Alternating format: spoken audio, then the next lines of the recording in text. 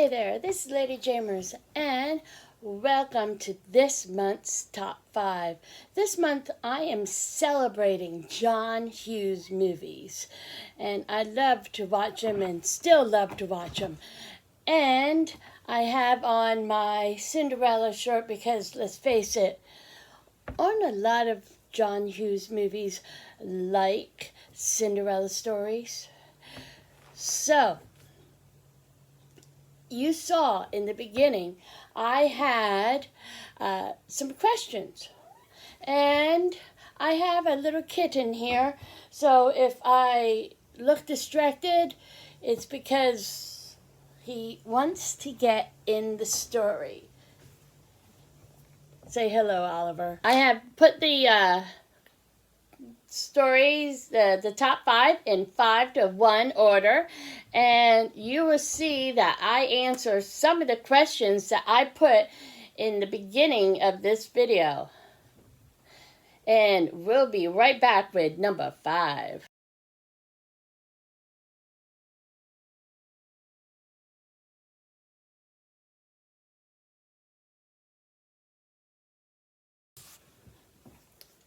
Number 5 is Pretty in Pink. Pretty in Pink is a story about the naughty but wants to be popular heroine played by Molly Ringwald, who is in 3 of these top 5 movies that I'm going to show you about. Is she in the top 5 of favorite actresses? No, she is not. She just happens to be in some of my favorite movies. One of my favorite characters in Pretty in Pink is John Cryer's Ducky Dale. He, to me, is the kind of guy you want as a best friend. Yes, he embarrasses you. Yes, he makes you laugh. But he will be there for you thick and thin and do anything for you. And isn't that what you want out of a friend? This story also, part of what made a big impact on me in this movie was James Spader's character of Steph. He is the absolutely, kind of hot and he was hot. Not really much so anymore, but he's still cool. Character who kind of looks down on you, so therefore it takes away from his cuteness, and but he does really have an effect on you. I have had that in my life personally, living in a small town, and one of them still lives in town and still treats me basically the same. Oh well. The main part of the story, which, let's face it, this is why it's number 5, is the story of Andy and Blaine, played by Molly Ringwald and Andrew McCarthy. When I watched this movie, and I have watched it several times, that's why it's in the top 5, but I don't really pay attention to that per se. I pay attention to James and John's storyline a little bit more. And this does answer the one of the questions, and this is a spoiler alert for people who haven't seen it.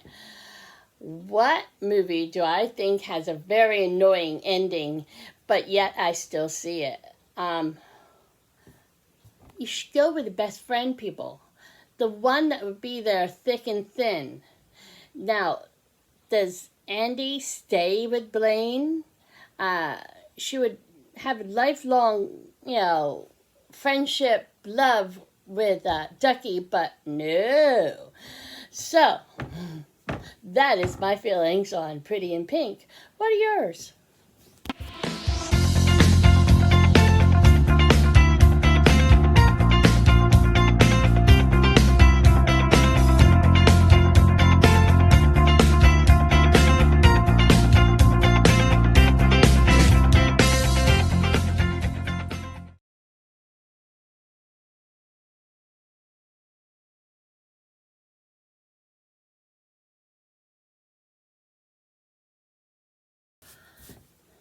Number 4 is Ferris Bueller's Day Off.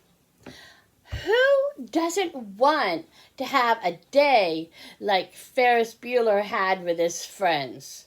You know, we'd be lying if we didn't say we didn't want to do that. It makes you wonder, were his parents that clueless? And, why didn't they listen to his sister? You kind of feel for Jennifer Grey as Matthew Broderick's Ferris Bueller's sister in this. My favorite character, and I have to admit, the reason I've seen this so many times is Alan Ruck's Cameron Fry as the best friend. I love the deadpan kind of humor, and I have to admit that in our Disney community, Jim of More Sunshine Please reminds me a lot of Cameron Fry and Alan Ruck. What do you think if you've seen Jim at More Sunshine Please's Tuesday night video? It actually is really good. You should give it a look-see. And talking about Ferris Bueller's Day Off, how many people have sang the "Oh yeah, bum bum"? Anybody? Anyone? Bueller? You in there? Hello?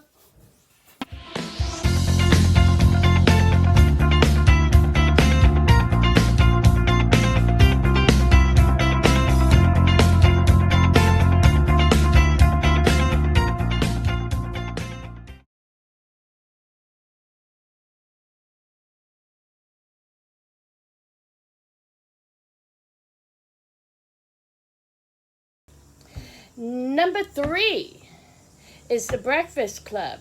Now, for all the significance of this particular story, you would think it would be a little bit higher than 3, but the movie drags at some parts, so therefore that is why it's number 3 instead of a little bit higher.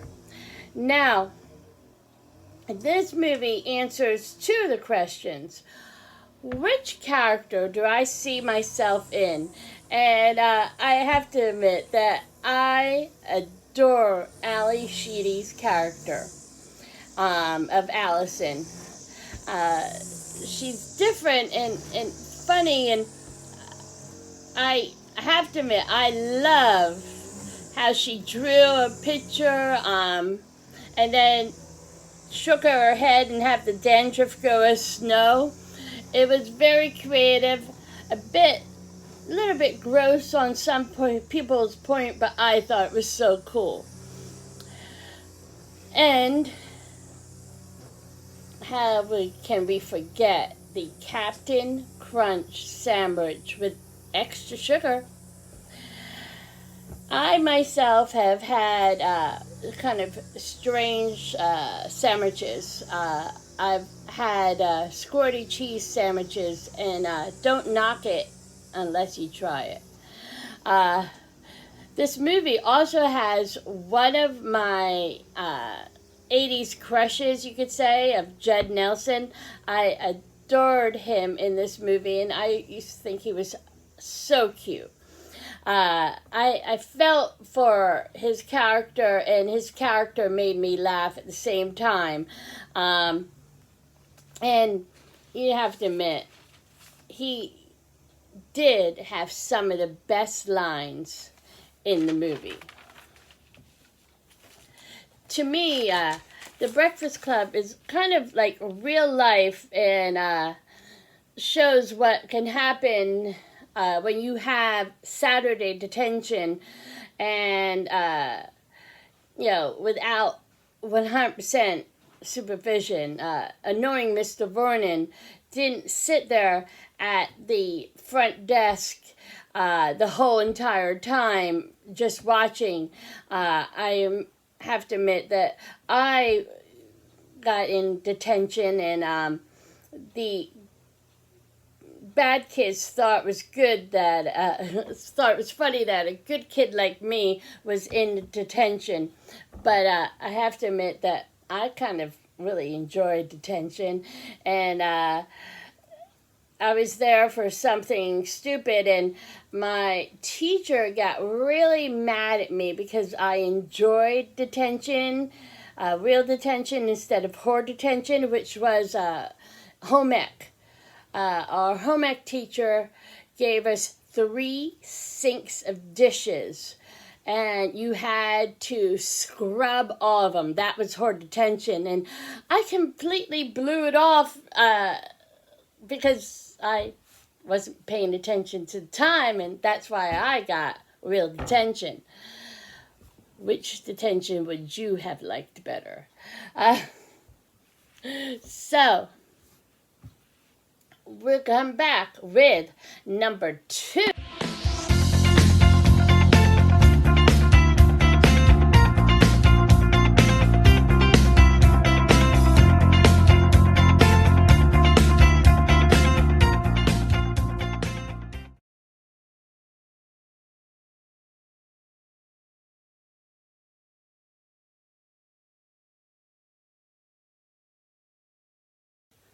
Number 2 is 16 Candles. One of the best things about 16 Candles would not fly in today's PC society. That is Long Duck Dawn, who is an exchange student who is living with Sam, the main character's grandparents, for a little while. The main premise of the story is slightly disheartening. Sam is having her 16th birthday, and everybody has forgotten because her sister is getting married, and everybody came to the house to basically celebrate the wedding and everything. So what makes this movie so much fun is the hijinks that Sam has to put up with the 2 days that this movie takes place, basically. And you could say that there are glimmers of Pretty in Pink in this, because Molly Ringwald, who's playing Sam, has to once again choose between a nerd that just wants to be annoying and the cool guy that thinks that she's cute and all, but doesn't know if she likes him or not. And just everything combined, this movie is worth a look-see if you haven't seen it. And if you have seen it, what is your favorite part of the movie? At the end of the movie, Cool Boy Jake gets Sam and gets her a birthday cake, and they have the candles and blowing out, and that to me is the sweetest little thing. That is a dream come true to me. What about you?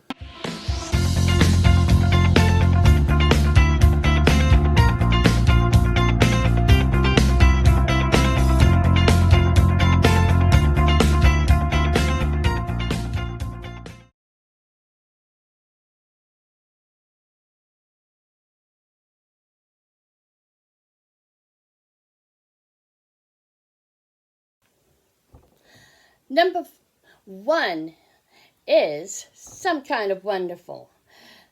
This movie is sometimes called the opposite of the John Hughes formula, in which a red-haired kid, there's a redhead kid, a redhead kid choosing between a friend and a heartthrob. Both Eric Stoltz, who plays the hero, Keith, in this story, and Molly Ringwald just happen to have red hair, like Oliver there. This movie has a special meaning to me in many ways. Some have to do with the movie locales, and others has to do with situations that Keith and Rots, played by Mary Stuart Masterson, get into. There's a lot of me that I see in here where the good kid, makes friends with the bad kid, and the bad kid kind of helps them when needed.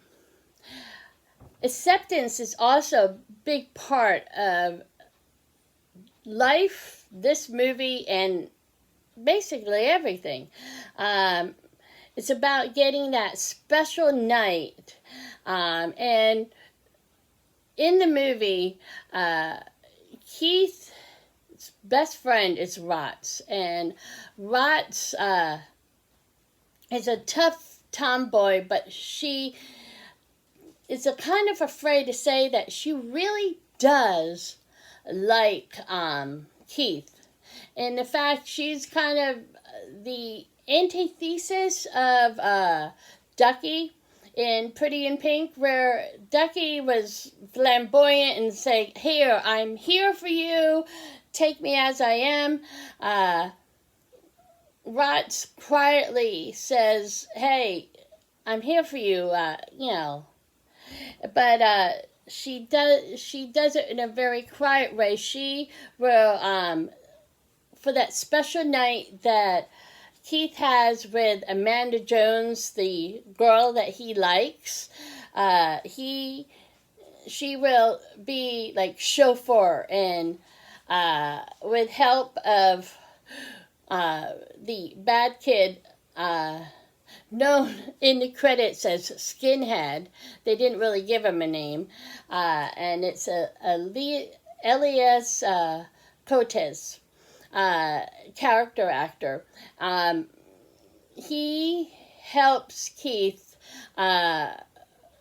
find places to take Amanda, and when they end up at the party at the end, he is there to keep the party at a decent level, you could say. Now, one of the reasons why the locale has a special part of me and why it's a special part of my life has to do with my father.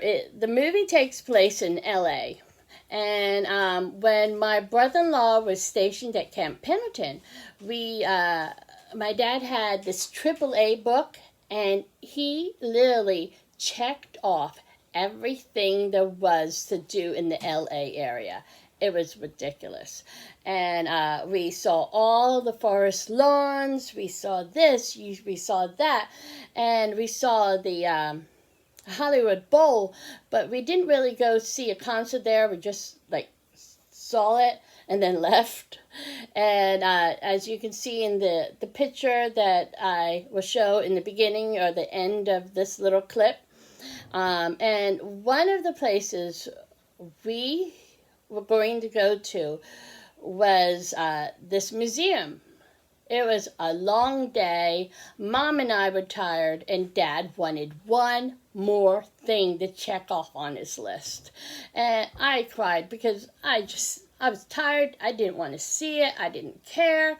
And then Mom and I were so relieved when we found out it was closed for a private party or something like that. So I'm watching Some Kind of Wonderful, I think this third or, in the beginning. I've seen this movie in double digits, so I can't tell you how many times I've seen it. But that museum is in the movie. And my dad was in the last months of his life. He was in a hospital bed that we put in the living room, and the whole family's there. And so I wanted to see Some Kind of Wonderful because it was on TV again. So I go into the living room and they show that scene. And I said, "Dad, remember when you wanted to take us here? And he was slightly in and out of focus, being alert and all. And he said, "Yes, dear." And this really kind of weak voice, and oh, it hit me right in the heart. And I don't know. I it was the second time I cried as watching the entrance to that art museum, and so that movie has a really special place in my heart. Not only for its subject matter, but its locales and its, remembering times with my dad. Which actually kind of ties into June for Father's Day, if you think about it. So, I'll be right back for our conclusion of this month's Top 5.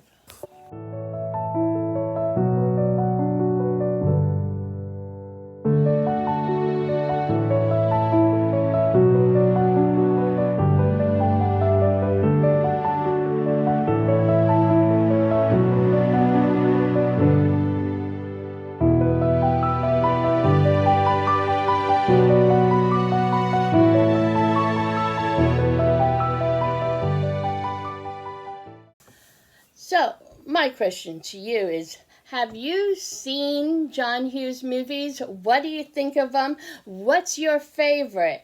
And are you like me, where you've watched them too many times to count? I love to hear in the description box. And this is LadyJamers saying, like, subscribe, tell your friends about my channel. Remember to hit those notification boxes so you'll be notified by all the videos. And stay tuned for some kitty bloopers. Yes, you thought he got in the way in the one movie clip. Nope, not really. There's more. And have a wonderful day. Take care.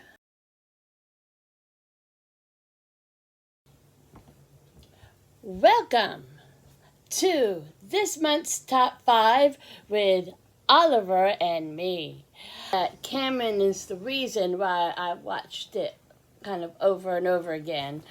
That and does extreme close-up of Kitty. Come on, Oliver. Get out of the screen. Over here. And